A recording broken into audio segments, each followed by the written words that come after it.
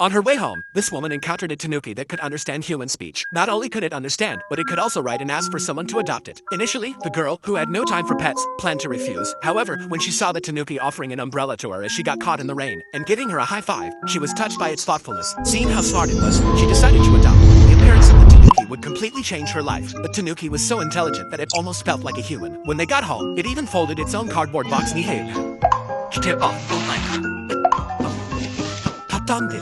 Papandera te nanika. Kiwa. Ha? Once again, the girl was amazed by its cleverness. The girl, Annie, was a solitary novelist. She didn't like socializing much, so she had few friends. Her home was tidy and quiet, until the tanuki arrived, bringing warmth to her otherwise cold and quiet life. After settling the tanuki in, Annie started writing. At that moment, the tanuki appeared at her feet, and she was struck by how adorable it was. Wanting to pet it, Annie reached down, but the tanuki grabbed the pen from her hand and began writing on the floor, curious about what it wanted to express. Annie quickly handed it a notebook and waited eagerly. To her surprise, the tanuki was writing to thank her for taking it in. It was then that Annie realized that the stray tanuki must be hungry, but there was no food in the house suitable for an animal. So, she went to a nearby convenience store and, at the clerk's suggestion, bought some dog food. Luckily, the tanuki wasn't picky and happily ate the dog food. After eating, the tanuki began showing a mischievous side.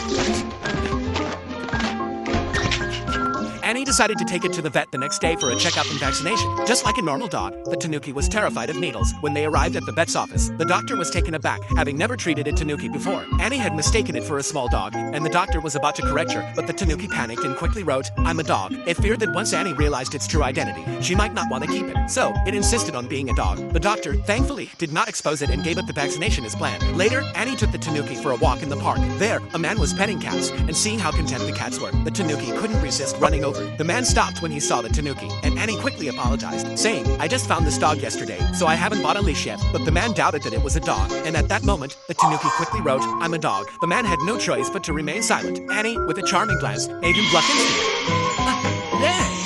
With the tanuki by her side, Annie's life became warmer and more comforting. Whenever she felt exhausted from work, she would gently pet the tanuki, and all the fatigue from her work seemed to melt away. The tanuki began to inquire about Annie's work, and it probably explained that its job was to make masks from leaves. To show Annie, the tanuki made several masks out of paper, and wore them to present to her. Annie, on the other hand. As the day grew late, Annie decided to give the tanuki a bath. To her surprise, the tanuki was incredibly well behaved and not afraid of water.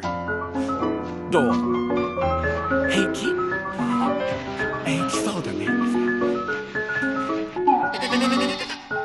But during the bath, Annie felt a bit exhausted. However, when she saw the tanuki become clean and fluffy, she felt all the hard work was worth it while the tanuki was bathing. It curiously wanted to join Annie in the bath.